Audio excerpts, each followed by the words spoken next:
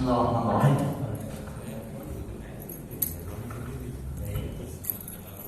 Assalamualaikum warahmatullahi wabarakatuh.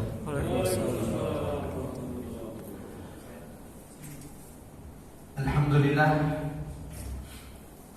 Alhamdulillahilladzi la ilaha illa huwal ahadus samad. Lam yalid wa lam yulad ولم يكن له كفوا أحد. أشهد أن لا إله إلا الله وحده لا شريك له وأشهد أن محمدا عبده ورسوله المبعوث رحمة للعالمين. اللهم صل وسلم على محمد وعلى آله الطاهرين وصحابته ومن تبعهم بإحسان إلى يوم الدين. أما بعد، اللهم انفعنا بالقرآن، اللهم انفعنا بالقرآن، اللهم علمنا القرآن. سبحانك لا علم لنا إلا ما علمتنا إنك أنت العليم الحكيم. قل إن صلاتي ونسكي ومحياي ومماتي لله رب العالمين. Akhwatal iman, azanallahu wa iyyakum ajma'in. Jamaah dirahmati oleh Allah Subhanahu wa taala.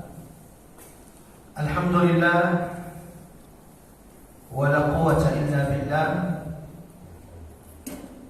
Kita kembali dipertemukan Allah di majlis ilmu ini, melanjutkan insyaallah tadabbur Quran yang sudah kita mulai. Kita baru saja selesai atau kita sudah menyelesaikan alhamdulillah tadabbur satu surah. Surah apa maksudnya? An-Nas. Qul a'udzu birabbin nas. Yang merupakan surah penutup, surah paling terakhir di dalam Al-Quran, yaitu surah yang ke-114. Walau menurut sebagian ulama bahwa surah ini secara turunnya adalah surah yang ke-20. Makanya ketika kita buka atau lihat di beberapa mushaf akan ada perbedaan. Ada yang mengatakan bahwa dua surah ini, Qul a'udzu birabbil falaq dan Qul a'udzu birabbin nas, merupakan bagian dari surah-surah Makkiyah, yaitu surah yang diturunkan Allah kepada baginda Nabi sebelum hijrah. Walau sebagian mushaf juga tertulis bahwa Qul a'udzu birabbil falaq, Qul a'udzu birabbin nas ini adalah surah Madaniyah. Artinya diturunkan setelah hijrahnya Nabi ke Madinah. Lalu di antara penjelasan ulama bahwa ada beberapa surah di dalam Al-Quran nazalat marratain. Ada beberapa surah di dalam Al-Quran turun 2 kali. Allahu Akbar. Ada surah dalam Al-Quran turun 2 kali. Turun sebelum hijrah di Mekah, sebagaimana turun setelah hijrah. Di antara contohnya kata ulama, Qul a'udzu birabbil falaq dan Qul a'udzu birabbin nas, nazalat qabla al-hijrah, turun kepada Nabi sebelum hijrah di Mekah. Sebagaimana surah ini kata ulama, li ahamiyah, karena pentingnya surah ini kembali Allah turunkan di Madinah. Sehingga kemudian ada perbedaan pendapat ulama tentang kedua surah ini. Jamaah rahmati Allah, mengawali tadabbur Quran kita di waktu yang sangat singkat ini, karena kita hanya sampai syuruh insyaallah. Saya mengajak kepada seluruh jamaah yang dirahmati Allah mengawali majelis ini dengan sama-sama mengagungkan asma Allah Subhanallah, walhamdulillah, wa la ilaha illallah, Allahu Akbar. Mudah-mudahan Allah turunkan rahmat keberkahan di tengah-tengah kita. Mudah-mudahan majelis ini dikelilingi oleh malaikat Allah, dan semoga saat ini majelis perkumpulan kajian kita saat ini sedang dibangga-banggakan Allah di hadapan majelis perkumpulan malaikat Allah Subhanahu wa taala. Allahu Akbar. Siapa kita? Lalu kemudian perkumpulan kita ini dibanggakan Allah, disebutkan Allah di hadapan majelis malaikatnya. Tapi itu jadi Allah, bagi siapapun yang berkumpul mengkaji yatadarrasu, mempelajari ayat-ayat Allah Subhanahu wa taala. Sebelum kita masuk kepada tadabbur, pelajaran hidayah, petunjuk yang bisa kita petik dari surah Al-Falaq ini, sama-sama insyaallah kita akan sama membaca surah Al-Falaq. Mudah-mudahan insyaallah ini melembutkan hati-hati kita semua. Mudah-mudahan bacaan Quran kita saat ini satu huruf yang dilipat gandakan pahalanya di sisi Allah. Ikuti bacaan saya setelah saya baca. A'udzu billahi minasy syaithanir rajim.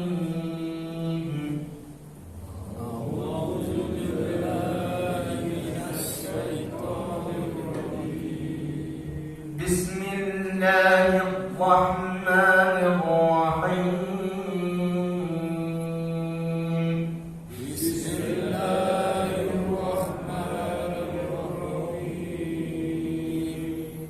Qul a'udzu birabbil falaq.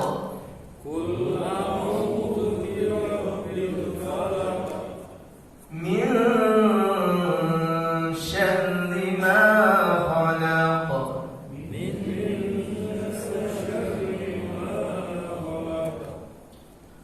ومن شر غاسق إذا وقب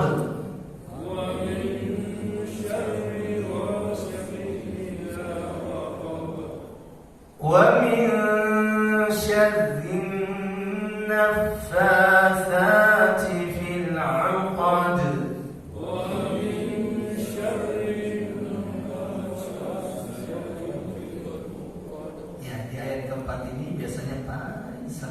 menemukan kesalahan dari kaum muslimin ketika membaca surah Al-Falaq ini. Mohon didengarkan sekali. Wa min syarrin naffatsati fil 'uqad. Wa min syarrin naffatsati fil 'uqad. Sampai saat ini yang saya dengar yang memperdengarkan suaranya, karena kebanyakan sepertinya hanya dia yang mendengarkan suaranya. Yang saya dengar masih banyak yang salah, khususnya nun. Wa min syarrin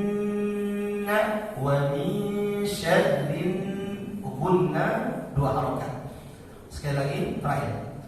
Wa min syarrin naffatsati fil 'uqad. Wa min syarrin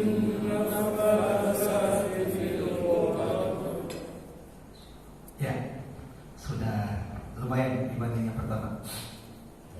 Wa min syarri hasidin idza hasad.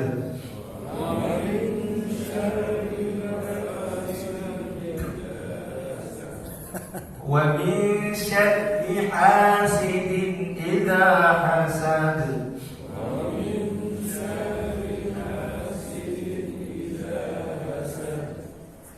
Allahumma arhamna bil Quran. Allahumma arhamna bil Quran. Allahumma arzuqna tilawatal Quran ana al-layli wa atrafan nahar. Qul, katakan.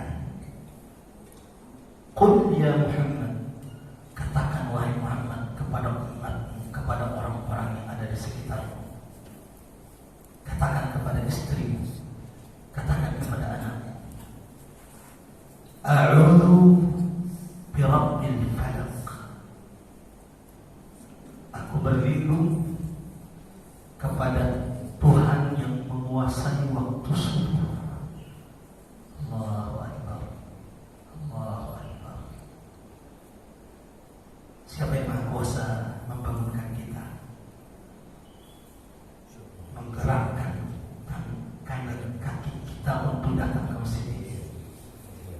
Lalu berapa banyak orang yang tidak dilindungi Allah di waktu subuh ini.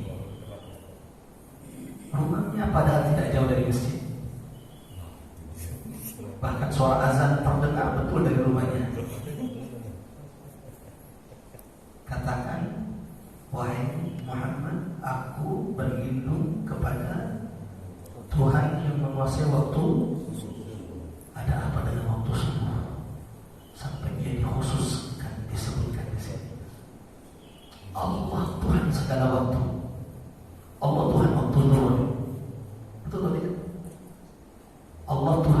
menguasai waktu asar, maghrib, isya, tapi subuh mendapatkan perhatian khusus di surah ini. Subuh mendapatkan perhatian khusus ketika berbicara tentang perlindungan. Ya Allah, kenapa waktu subuh? Biasanya tadabbur surah Al-Falaq ini bisa sampai 2-3 kali pertemuan. Tapi melihat jamaah kita ini rata-rata tidak mudah lagi. Ini kalau kita panjangkan setiap surah, kapan selesainya ini? Sementara surah ini kata Nabi ketika diturunkan, saya tidak sedang ingin menyinggung Ustaz ini Pak Mas. Enggak. Cuma sekedar mengingatkan, kita sudah tidak mudah lagi. Jangan rahmatullah, surah ini ketika turun, Nabi di depan sahabatnya mengatakan, laqad unzilat alayya ayatun. Allahu Akbar. Ketika surah ini turun, kata Nabi dalam hadis yang diriwayatkan oleh Imam Muslim dari sahabat Nabi Uqbah ibn Amir, sahabat ketahui tadi malam Allah baru saja turunkan ayat-ayat lam ara mithlahu. Aku tidak pernah melihat seperti itu kedahsyatannya pada ayat-ayat sebelumnya. Allahu Akbar. Turunnya surah An-Nas, Al-Falaq, apa kata Nabi? Barusan tadi malam Allah turunkan ayat-ayat lam ara mithlahu. Aku tidak pernah melihat seperti ini ayat-ayatnya. Ya karena kita dan ini hafal dari kapan kita ini? Dari kapan hafal? Oh, dari kecil dari hafal. Namun karena banyaknya maksiat yang kita lakukan, termasuk antaranya al-faqir, kelalaian kita dari Quran terkadang menghijab hati kita untuk merasakan kedahsyatan ayat-ayat Allah Subhanahu wa Ta'ala. Nabi itu zaman rahmatullah, kalau lagi duduk-duduk dengan cucunya Al-Hasan wal Husain radhiyallahu anhuma, pemimpin pemuda-pemuda penghuni surga kelak, Nabi itu senantiasa memberikan perlindungan kepada cucunya. U'idukuma, aku memohon perlindungan bagi kalian berdua. Kalau saya boleh bertanya kepada jemaah, Nabi kira-kira tahu tidak sallallahu alaihi wasallam bahwa cucunya Hasan akan diracun dan cucunya Husain akan dipenggal kepalanya? Tahu tidak? Tidak. Sudah beda pendapat ya? Ada yang tahu dan tidak? Tahu. Demi Allah tahu. Sampai Nabi pernah mengatakan di depan sahabat, wailun lil Arab, Tuhan celaka Arab, min syarrin qad iqtarab, dari kejahatan fitnah yang sudah mendekat datang kepada umat ini. Dan Nabi tahu apa yang akan menimpa cucu-cucunya, sebagaimana akan menimpa sebagian sahabatnya. Walau terkadang Nabi tidak mau bilang di depan sahabatnya. Di antaranya ada yang dikatakan, Nabi pernah memegang janggutnya Ali bin Abi Thalib. Ya Ali, darbatun min hadha, kelak engkau akan tertusuk dari bagian ini wahai Ali, dan darahmu akan mengalir. Dan tidaklah orang yang melakukan kecuali orang yang paling buruk yang pernah ada di atas muka bumi ini. Ini kalau jamaah yang ada berita itu sampai, kira-kira tenang gak hidupnya? Siap ketemu orang, jangan-jangan ini yang mau nusuk saya. Tidak dengan sahabat-sahabat Nabi. Mereka tahu ini sudah takdir Allah tetapkan bagi mereka setelah kemuliaan yang mereka dapatkan di sisi Rasulullah sallallahu alaihi wasallam. Sallallahu alaihi Nabi, Allahumma salli wa sallim ala Muhammad wa ala ali Muhammad. Min syarri ma khalaq. Katakan wahai Muhammad, aku berlindung kepada Tuhan yang menguasai waktu subuh. Dari apa berlindung? Satu, katakan berlindunglah kalian dari kejahatan makhluk. Ayat kedua ini udah kelar kalau diterima oleh Allah. Ayat kedua ini mencakup semua keburukan. Ada yang bisa menyebutkan satu persatu fitnah dan keburukan yang ada di dunia dan di akhirat, menyebut duduknya aja kita tidak bisa. Jangan rahmat Allah. Seandainya Allah tidak melindungimu dari pasanganmu, kalau Allah tidak melindungi kita dari keburukan istri, mereka akan mengkhianatimu bahkan di atas kasurmu. Tapi Allah yang menjaga, Allah yang melindungi, sehingga hari ini Allah masih satukan kita. Min syarri ma khalaq, ini sudah mencakup semua kejahatan. Tidak ada kejahatan kecuali makhluk Allah. Jadi kalau ini sudah diijabah, ketika kita baca ijabah oleh Allah, udah mencakup semua perlindungan itu. Makanya kata ulama, bukan kata Nabi. Dalam hadis diriwayatkan oleh Imam Tirmidzi dari sahabat Nabi Abdullah bin Khubayb radhiyallahu anhu dari ayahnya.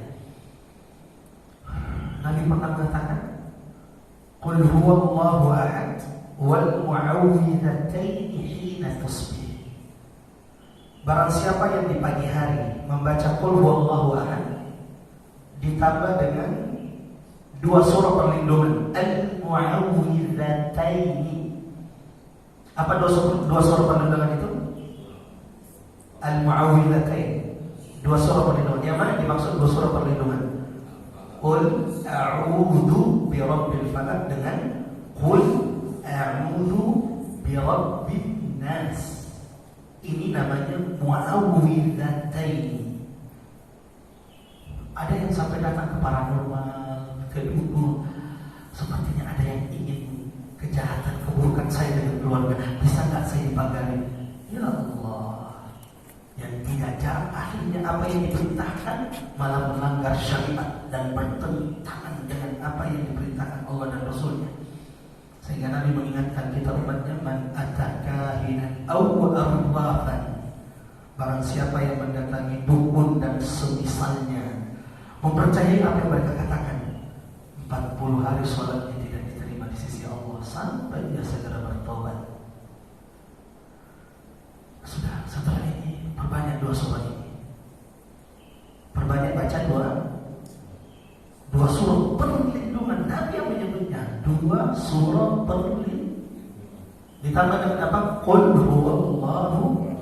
Ingin lebih dahsyat lagi, ditambah ayat kursi. Allahu la ilaha illa huwal hayyul. Ingin lebih dahsyat lagi, jangan pernah putus wudunya, terus perbarui wudu. Ingin lebih dahsyat lagi, jangan pernah putus zikir, mengingat Allah Subhanahu wa ta'ala.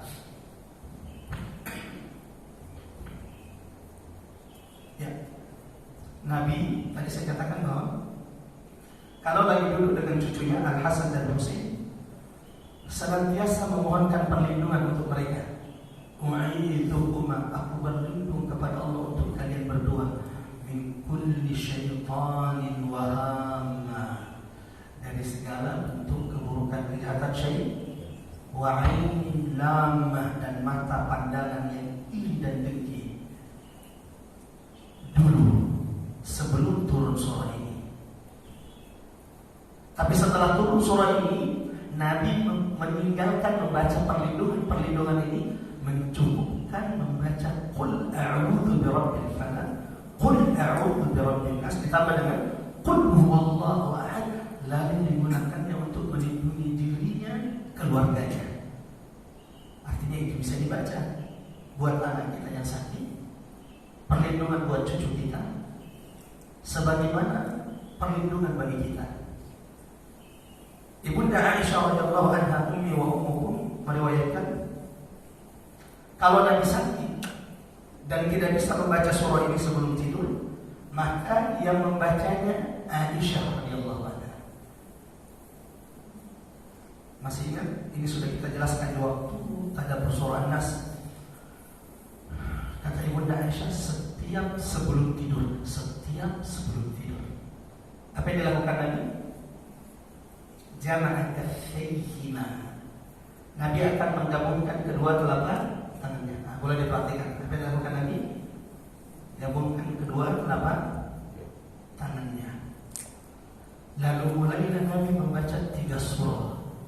Qul huwallahu ahad, Allahus samad, sampai dengan surah Setelah itu apa yang dilakukan Nabi? Yang fuzu. Nanti akan kita bahas ini. Saya takut karena tidak punya waktunya nantinya. Ini dipaksa jadi satu pertemuan atau nggak mesti harus satu pertemuan? Boleh berlanjut satu surah. Artinya kalau ada ilmu yang berkaitan kita bahas. Atau kita ingin pressing sudah. Intinya harus selesai Ustaz. Kita ngejar surah-surah lainnya. Yang fuzu wa min syarrin nafatsat. Ternyata tiupan itu ada dua. Tiupan kebaikan, tapi juga ada tiupan keburukan.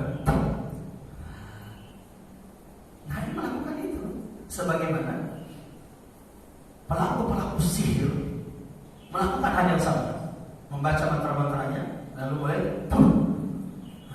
tinggal yang kita lakukan ini yang mana? Tiupan kebaikan atau tiupan keburukan? Nabi akan menggabungkan kedua telapak tangannya lalu membaca 3 surah tadi, qul huwallahu ahad, qul a'udzu birabbil falaq, qul a'udzu birabbin nas, lalu meniupkannya. Yanfuz. Nanti saya akan jelaskan kalau sudah sampai di ayat keempat. Apa itu yanfuz? Seperti apa bentuknya? Meniup yang dimaksud di sini. Karena ada 3 tingkatan kata ulama. Ada nafkh. Dalam bahasa Arab ada nafkh, nafkhun, yanfuhu. Ini juga artinya meniup. Lalu ada yanfuzu nafsun. Apa perbedaannya nanti di ayat keempat? Kemudian ada taflun. Nah, yang dilakukan apa? Yang pertengahan. Bukan nafkhun, bukan taflun, tapi yanfuzu nafsun. Nabi akan meniup di tangannya setelah membaca 3 surah tersebut, lalu mengusap seluruh tubuh bagian depan, bagian belakang yang bisa didapati oleh Nabi setiap sebelum tidur. Allah Akbar. Dan kalau Nabi sakit, yang membacakannya adalah Ibunda Aisyah, tapi dibacanya di tangan Nabi. Diambil tangannya Nabi, lalu kemudian Ibunda Aisyah membaca 3 surah ini di tangan Nabi. Kenapa ini kecerdasan Ibunda Aisyah? Kata Ibunda Aisyah, kenapa saya tidak baca di tangan saya? Karena saya tahu tangannya Nabi beda dengan tangan saya. Keberkahan tangan Nabi berbeda keberkahannya dengan tangan saya. Maka dibacakan di tangan Nabi, lalu Ibunda Aisyah membantu Nabi mengusapkannya di tubuhnya. Kita lanjut yang lain, rahmatullah. Wa min syarri ghasiqin idza waqab. Katakan wahai Muhammad, wahai umatku, katakan wahai orang-orang beriman kepada anak-anakmu, kepada istrimu, kepada putri-putrimu, berlindunglah dari kejahatan malam apabila ia mulai gelap. Berarti bahwa selain kita diperintahkan berlindung dari kejahatan makhluk, kita juga diperintahkan berlindung dari apa? Kejahatan, keburukan malam. Ini kalau tidak hati-hati, berapa banyak orang rusak karena tidak berlindung dari kejahatan malam. Apa kejahatan malam? Nanti juga akan kita jelaskan. Kenapa kita diminta berlindung dari kejahatan malam? Yang ketiga, wa min syarri naffatsati fil uqad. Katakan wahai Muhammad, aku berlindung kepada Allah Tuhan yang menguasai waktu subuh dari kejahatan wanita-wanita penyihir. Unik juga ditanda di sini. Ketika Allah bahas tentang penyihir, nyebutnya perempuan. Coba lihat ayat-ayat tentang puasa. Ya ayyuhalladzina amanu kutiba alaikumus shiyam. Diwajibkan atas kalian. Ini kan semuanya laki-laki, tapi termasuk perempuan, betul atau tidak? Kaidahnya kata ulama, kalau ada ayat yang ditujukan kepada laki-laki, perempuan masuk di antaranya. Ya ayyuhalladzina amanu ittaqullaha haqqa tuqatih. Ayat ini hanya untuk laki-laki atau perempuan juga? Laki-laki dan perempuan. Ya ayyuhalladzina amanu tubu ilallah. Ayatnya untuk laki-laki tapi juga termasuk perempuan. Tapi kalau ayatnya untuk perempuan, laki-laki tidak masuk. Kalau ayatnya perempuan, laki-laki tidak masuk. Unik kalau seruan, tapi kan ini bukan seruan ya. Wa min syarrin naffatsati. Kenapa ketika Allah berbicara tentang sihir, Allah menyebutkan perempuan di sini? Nah, nanti akan kita tadabburi juga insyaallah. Terakhir, wa min syarri hasidin idza hasad. Dan katakan wahai Muhammad, aku berlindung dari kejahatan hasid. Apa itu hasid? Orang-orang yang iri dan dengki. Idza hasad, apabila mereka dengki. Allahu Akbar. Jamaah rahmatullah, ikhwatal iman sallallahu alaihi ajma'in. Pelajaran pertama yang bisa kita petik, tadabbur. Pertama, hidayah, petunjuk yang bisa kita amalkan dari surah ini. Dzalikal kitab, itulah Alkitab, yaitu Al-Quran. La raiba fihi, tidak ada keraguan di dalamnya. Ini salah satu kunci agar Quran terasa hidayahnya. Jangan pernah ragukan Quran. Kalau sudah meragukan Quran, sudah berat itu. Mereka yang ragu dengan Quran tidak akan pernah menjadi hidayah bagi dia. Sehingga di awal Allah sudah ingatkan, la raiba fihi, tidak ada keraguan di dalam Al-Quran. Berita, informasi, syariat yang Allah sampaikan tidak ada keraguan. Baru sekali Allah katakan apa?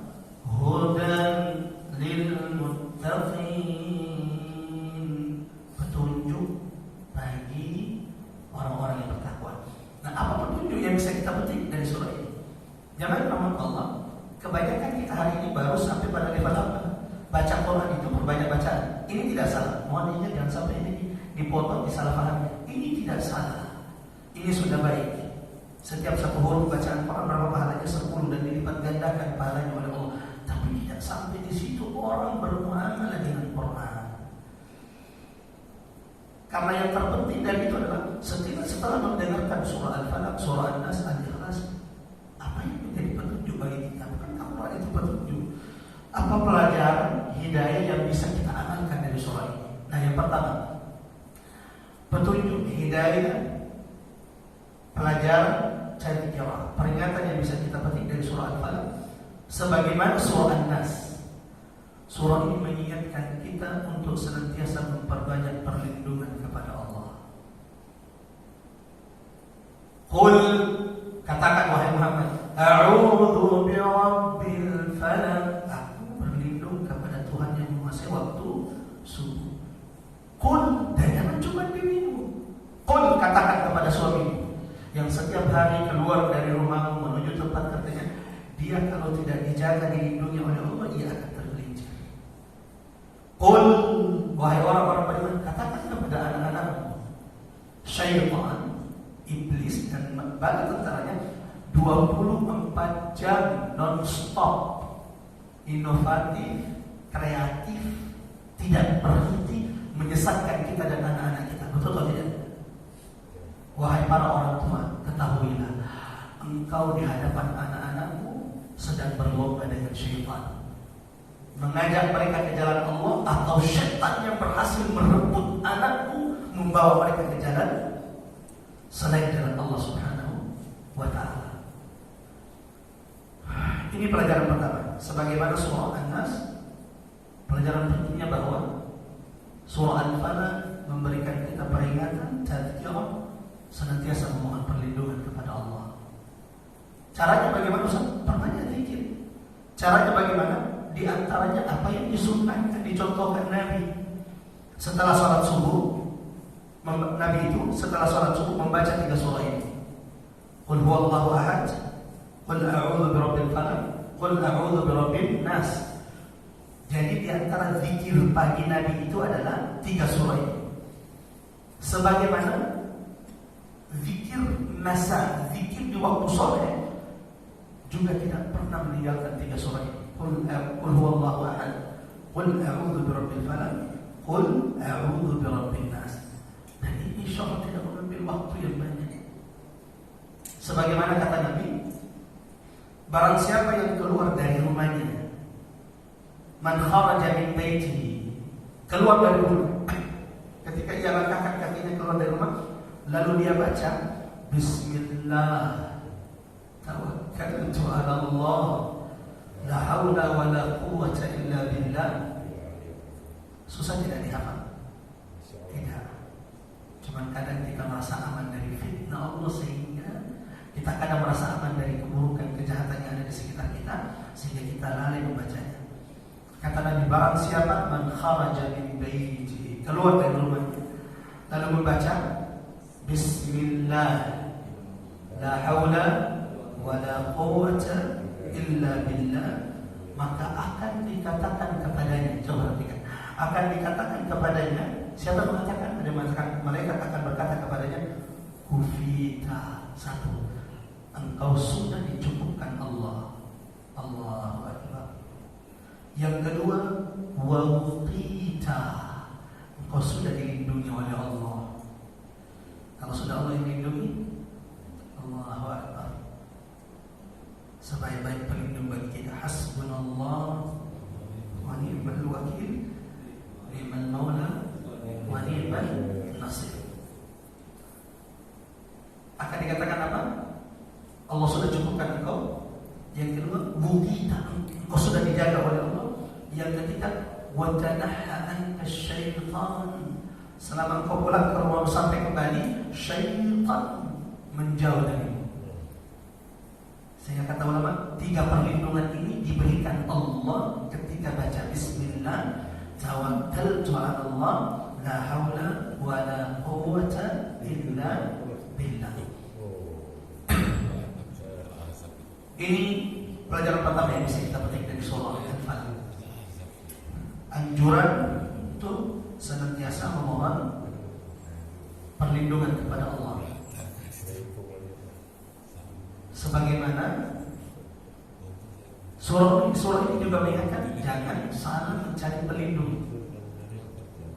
Kepada siapa kita berlindung?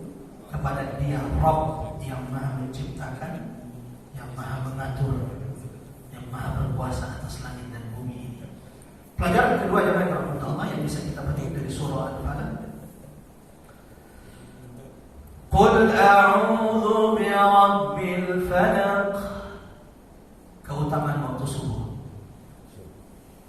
Katakan Muhammad, wahai Muhammad, aku berlindung kepada Tuhan yang menguasai waktu.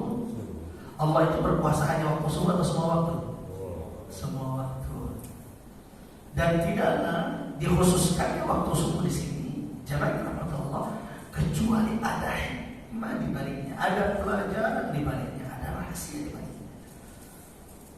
Ketika berbicara tentang perlindungan, Allah menyebut waktu subuh. Qul, katakan Muhammad, aku berlindung kepada Tuhan yang menguasai waktu subuh. Di antara hikmahnya kata ulama, manusia itu mengawali aktivitasnya di waktu subuh, betul atau tidak? Kalau di waktu subuh dia sudah dijaga, dilindungi oleh Allah, berarti dia mengawali aktivitas pekerjaannya hari itu di bawah penjagaan perlindungan Allah. Pandangannya dijaga oleh Allah, sehingga mampu membedakan ini tanda tangan dibenarkan agama atau tidak nih. Ini benar atau tidak benar ya? Tapi lumayan gede ini. Ketika pandangan sudah tidak dijaga oleh Allah, yang batil bisa jadi hak. Kalau sudah pandangan sudah tidak dijaga oleh Allah, yang hak bahkan bisa kita kira bahwa itu adalah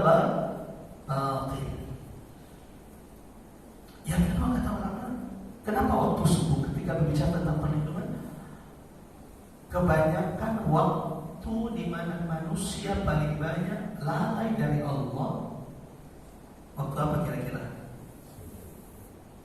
Paling banyak manusia lalai dari perintah Allah waktu apa? Serius? Ya, waktu subuh. Makanya kalau ada yang bisa istiqomah menjaga sholatnya di waktu subuh di masjid, Allahu Akbar, nikmat karunia dari sisi Allah. Ini nasihat dari seorang anak kepada orang tuanya, nasihat dari seorang adik kepada abangnya, kakaknya. Jangan pernah bangga dengan semua nikmat, harta, jabatan yang saat ini engkau diberikan oleh Allah, kalau engkau tidak mendapati dirimu di antara mereka yang mampu menjaga 2 rakaat sebelum sholat subuh. Jangan pernah bangga dengan semua pencapaianmu hari ini kalau ternyata engkau tidak termasuk orang-orang yang dimudahkan Allah ruku, sujud, dimudahkan langkahnya datang ke rumah Allah. Jangankan sholat subuhnya, kata Nabi, rakaatai al-fajr, 2 rakaat sebelum sholat subuh. Makanya dianjurkan jeda antara azan waktu subuh dengan sholatnya jangan pendek.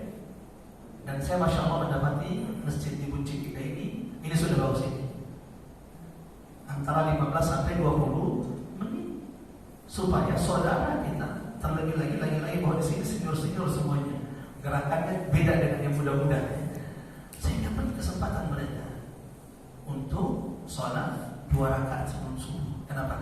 Nabi mengatakan 2 rakaat sebelum sholat subuh khairun minad dunya wa ma fiha, lebih baik daripada. Ada yang punya di sini Buncit dan seisinya? Ada yang punya kekayaan di sini, di majelis ini kekayaannya Buncit dan seisinya? Ada. Ini bukan Buncit dan seisinya, dunia dan isinya. Tidak ada nilainya di hadapan 2 rakaat sebelum sholat subuh. Maka beruntung siapapun di antara kita yang dimampukan Allah untuk menjaganya. Satu-satunya sholat sunnah tidak pernah ditinggalkan oleh Nabi. Qabliyah, ba'diyah maghrib, ba'diyah isya, qabliyah, ba'diyah zuhur. Ini kadang ditinggalkan Nabi kalau dalam safar. Kalau Nabi bepergian, ini kadang ditinggalkan. Illa, kecuali 2 rakaat sebelum sholat subuh ini tidak pernah ditinggalkan Nabi. Fil hadar, baik itu Nabi sedang mukim, wala fis safar, atau Nabi dalam keadaan safar. Nilainya khairun minad dunya wa ma fiha. Qul a'udzu birabbil falaq. Waktu subuh ini waktu manusia paling banyak lalai.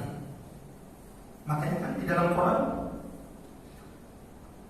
Allah banyak mengingatkan jamaah rahmat Allah tentang keutamaan subuh. Dalam surah Al-Isra, Quran surah Al-Isra surah ke-17 ayat 178, Allah berfirman, a'udzu billahi minasyaitonir rajim. Aqimis shalah,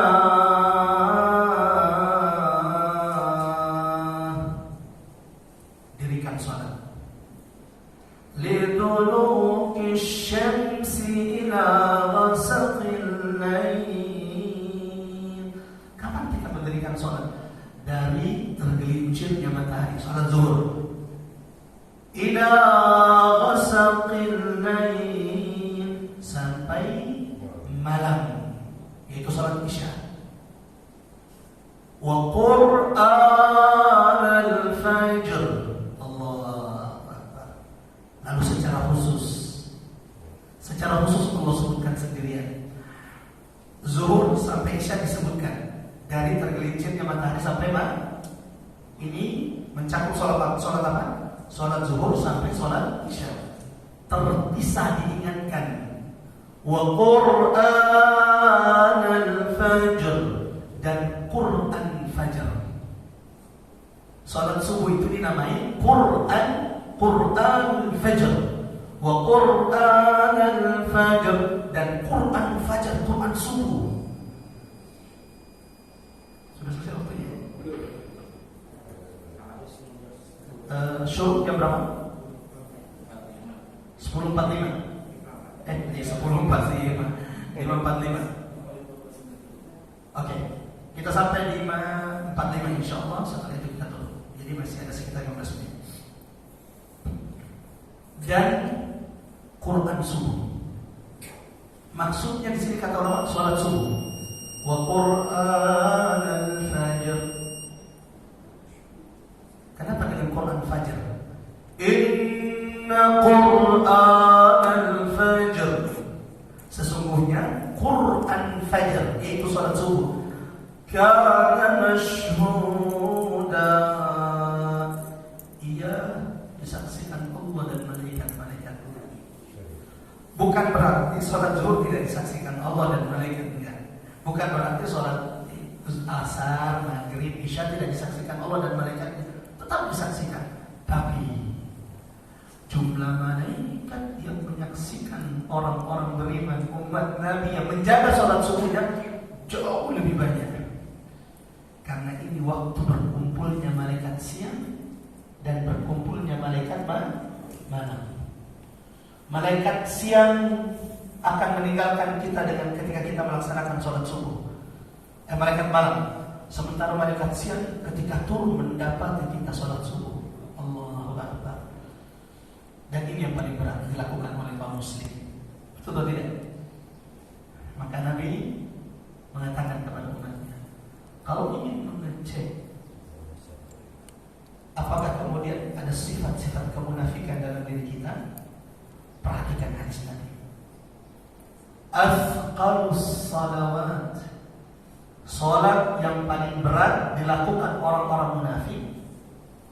Salat apa? Dua. Salatul Isya wa salatul Subh. Ini yang paling berat. Artinya kalau ada orang Allah sudah mudahkan dia sholat subuh dan sholat isya, sifat munafik dijauhkan Allah dari dirinya. Dan mudah-mudahan kita termasuk di antaranya. Amin. Tapi perhatikan pasangan, perhatikan anak-anak kita di rumah kita. Makanya kan surah ini qul, katakan. Perlindungan itu bukan hanya untuk dirimu, katakan kepada istrimu, katakan kepada anak. Sering berlindung kepada Allah. Fitnah, ujian, keburukan begitu banyak di sekitar kita. Iblis dengan tentaranya 24 jam non-stop menjauhkan anakmu dari masjid. Iblis, syaitan pada tentara 24 jam non-stop menggoda anakmu. Sementara kita, berapa banyak kita kemudian berbicara, duduk bareng anak, mengingatkan mereka. Jangan-jangan sekali seminggu doang nih, pas Jumatannya, jangan lupa ya Jumatannya. Sisanya kita tidak perlu mengingatkan anak kita. Maka jangan heran kalau ternyata kita dikalahkan untuk mendekatkan anak kita ke jalan Allah. Mudah-mudahan Allah jaga, Allah melindungi kita semuanya. Amin ya rabbal alamin.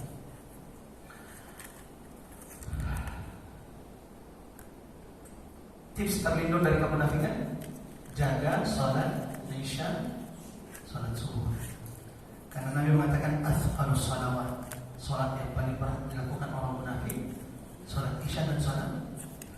Lau arafu ma fihima, seandainya manusia, kata Nabi, umatku kata Nabi, mengetahui kebaikan yang Allah janjikan di waktu subuh dan di waktu Isya, la atawhuma walau habwa, mereka akan berlomba-lomba mendatangi waktu subuh dan isya walau harus merangkak dari rumahnya.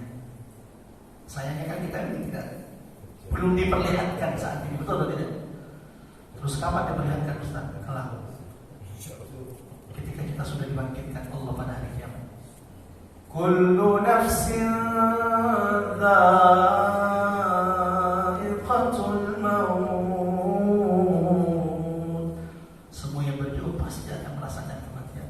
wa innama tuwaffawna ujurakum. Ada yang tahu berapa banyak pahala kita dulu di majelis ini saat ini? Ada yang tahu tidak? Berapa kilo pahala kita? Nggak ada yang tahu.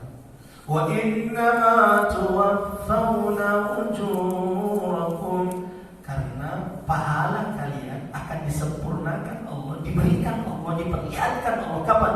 Yaumal qiyamah, pada hari kiamat. Ketika satu persatu di antara kita akan dipanggil menghadap Allah. Umar maka, lalu kemudian satu lagi dipanggil di antara kita, Fulan ibn Fulan.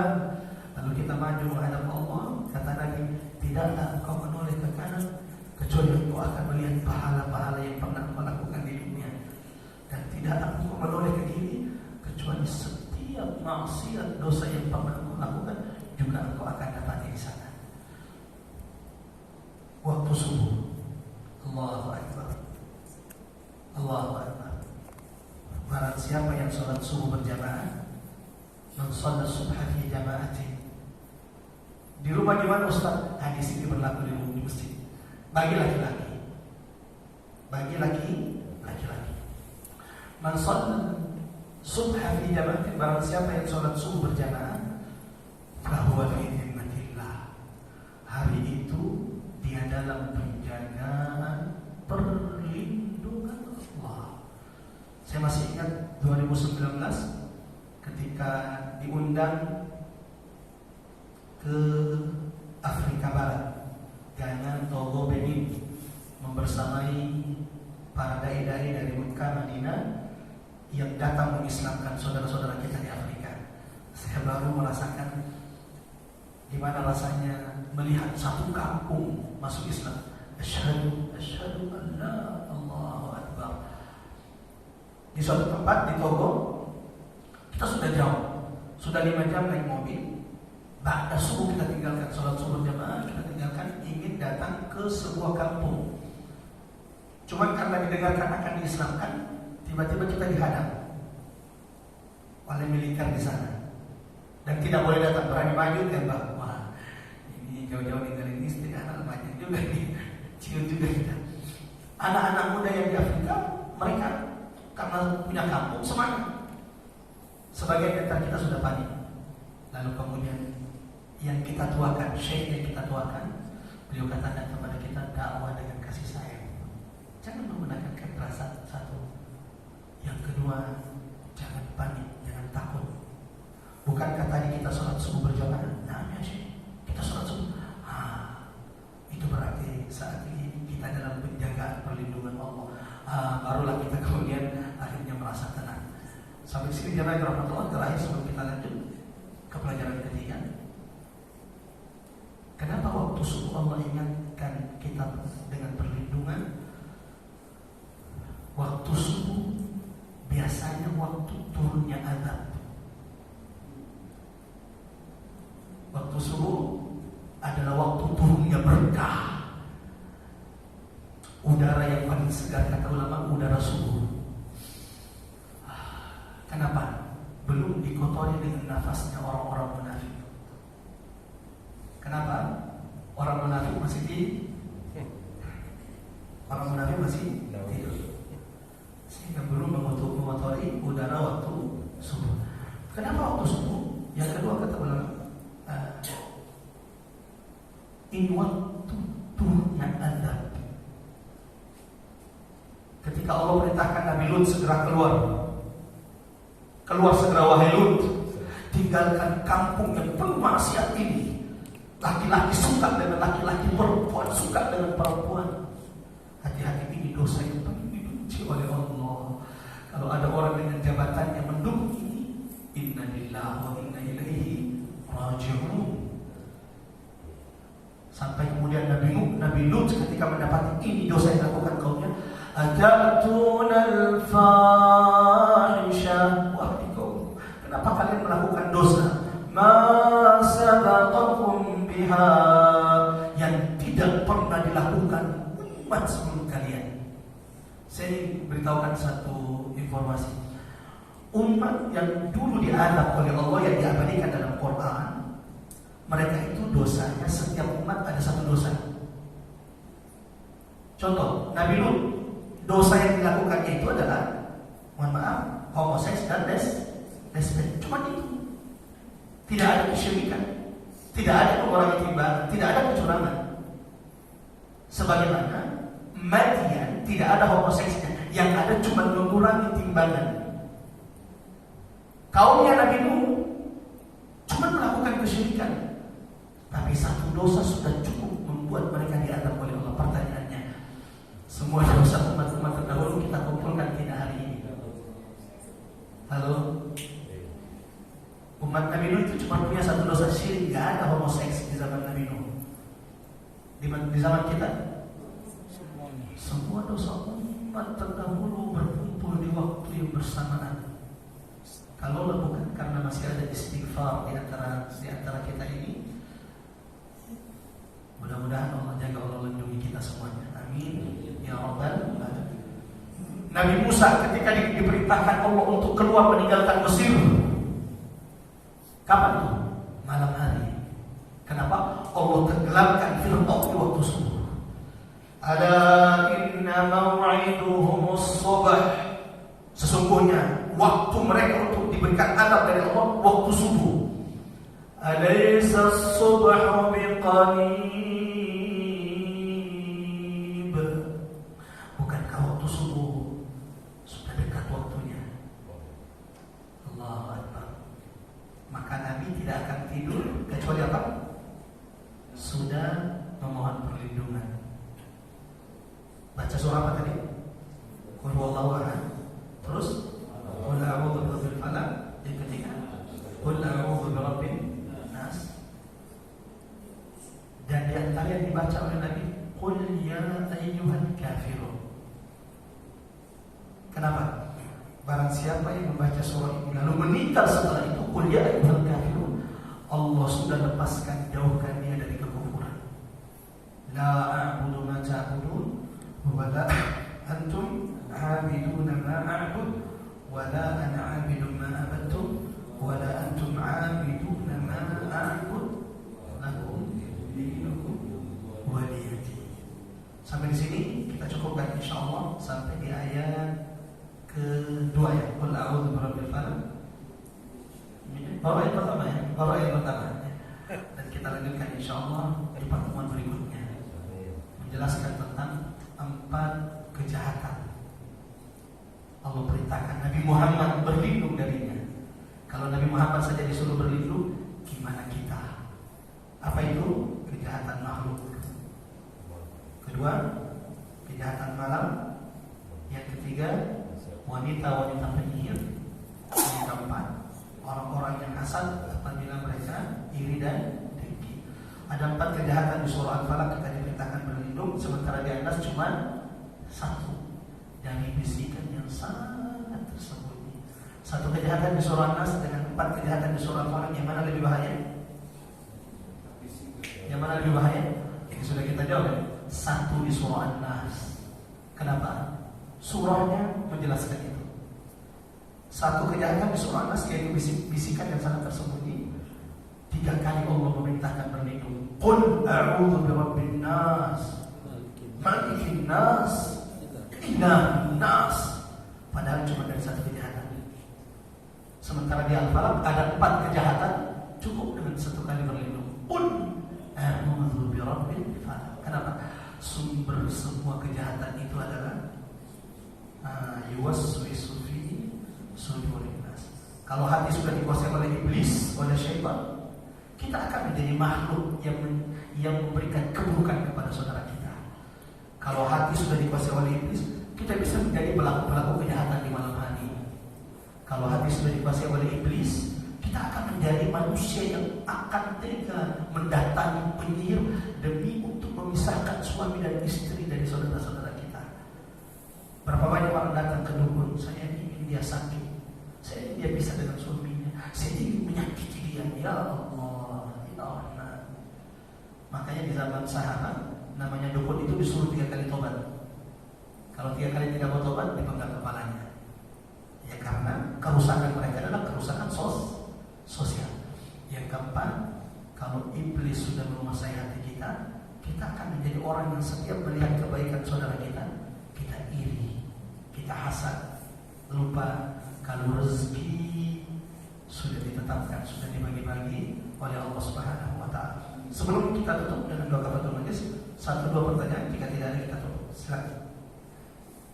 Ya, kita tutup dulu, kita tutup dulu. Sehingga kalaupun ada yang mau meninggalkan majelis, boleh meninggalkan majelis dan sudah sempurna pahalanya. Kita sama-sama baca surah Al-Asr dulu. A'udzu billahi minasyaitonir rajim. Bismillahirrahmanirrahim.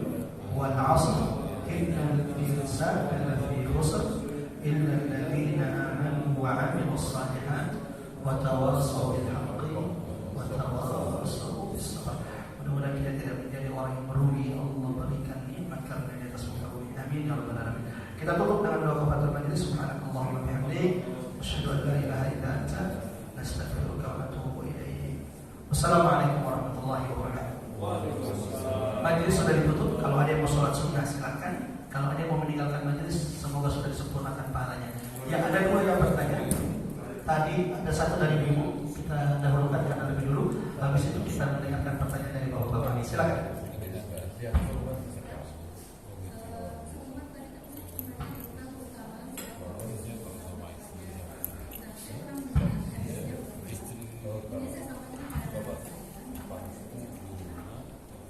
Suaranya tidak bisa dibantu.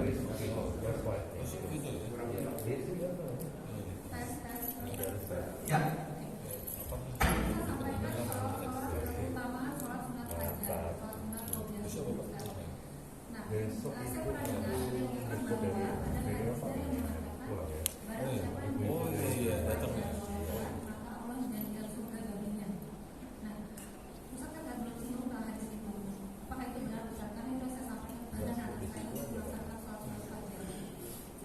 Ya, oke. Masya Allah. Ya, coba rahmatullah. Pertanyaannya adalah ada riwayat, ada hadis yang mengatakan barang siapa yang menjaga sholat sunnah 2 rakaat sebelum sholat subuh, maka baginya surga. Apakah riwayat ini atau perkataan ini benar? Jawabannya jelas benar. Semua sholat, bukan hanya sholat subuh dan sholat sunnah sebelum subuh, semua bentuk sholat dan di waktu-waktu yang Allah syariatkan kepada kita adalah kunci untuk masuk surga Allah Subhanahu Wa Taala. Maka ungkapan ini tidak salah, ungkapan ini benar. Walau memang letak hadisnya seperti itu tidak ada. Tapi ini tidak salah mengatakan bahwa 2 rakaat sholat subuh di antara sebab terbesar untuk mendapatkan surga di sisi Allah. Yang ada secara teksnya itu adalah tadi sholat 2 rakaat bagi sebelum sholat subuh lebih baik daripada dunia dan isinya. Letterletnya adalah barang kata Nabi, sampaikan berita gembira bagi umatku yang senantiasa jalan dari rumahnya ke masjid di waktu subuh dan isya, bahwa cahaya sempurna Allah akan berikan kelak bagi mereka pada hari kiamat. Seperti itu kira-kira. Wallahu a'lam bishawab. Silakan.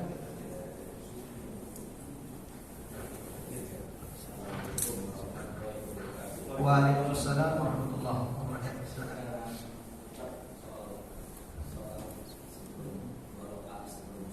Ya. Seandainya telat bangun saya jam 7, bagaimana tetap harus laksanakan? Masya Allah.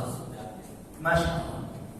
Jangan rahmatullah, di antara penjelasan ulama-ulama kita bahwa saking pentingnya sholat 2 rakaat sebelum sholat subuh. Kalau akhirnya kita terbangun, udah sholat di masjid nih, udah sholat di masjid. Enggak, maksudnya kita telat bangun, orang sudah sholat subuh. Kan nggak mungkin kita datang ke masjid 2 rakaat dulu baru sholat subuh. Kata ulama, boleh kita sholat subuh berjamaah lalu mengqadha 2 rakaat sebelum sholat subuh yang terlewatkan. Tapi itu kalau kemudian kita yang sudah menjaga istiqomah tiba-tiba dalam setahun atau dalam sebulan terjadi sekali. Tapi kalau setiap kali, setiap subuh begitu, itu melalaikan namanya ya. Sesekali ketika suatu saat mungkin karena kelelahan akhirnya terlewatkan, boleh ya. Boleh dipotong kata ulama 2 rakaat sesekali, bukan setiap hari. Kalau setiap hari memang berarti melalaikan itu ya. Banyak-banyak istighfar, perhatikan ada yang syubhat, sehingga itu yang membuat kita berat untuk menjawab panggilan Allah di waktu subuh. Wallahu a'lam bishawab. Mudah-mudahan saya kenal Bapak. Oh ya, boleh saja. Seandainya bangunnya jam 7. Nah, kalau bangunnya waktu subuh, lagi-lagi jawabannya sama. Kalau bangun subuh itu sesekali dalam setahun sekali, 5 bulan sekali, tetap dia sholat sunnah rakaat subuh, baru setelah itu sholat subuh. Karena Nabi pernah telat sholat subuh, pernah. Tapi itu sekali dalam hidupnya. Dan itu pun Allah takdirkan agar menjadi rahmat bagi kita umat Nabi Muhammad SAW. Jadi Nabi cuma sekali dalam umurnya. Itu pun sepulang dari Taif, setelah melakukan perjalanan berat jalan kaki ke Taif. Nabi tidur di antara Mekah dan Taif, tertidur, bangun-bangun sudah terang matahari. Nah, maka Nabi tetap kemudian sholat rakaat, baru kemudian sholat subuh. Wallahu a'lam bishawab. Tapi kan ini cuma sekali dalam hidup Nabi. Nah, kalau setiap hari itu sudah melalaikan. Assalamualaikum warahmatullahi wabarakatuh. Waalaikumsalam.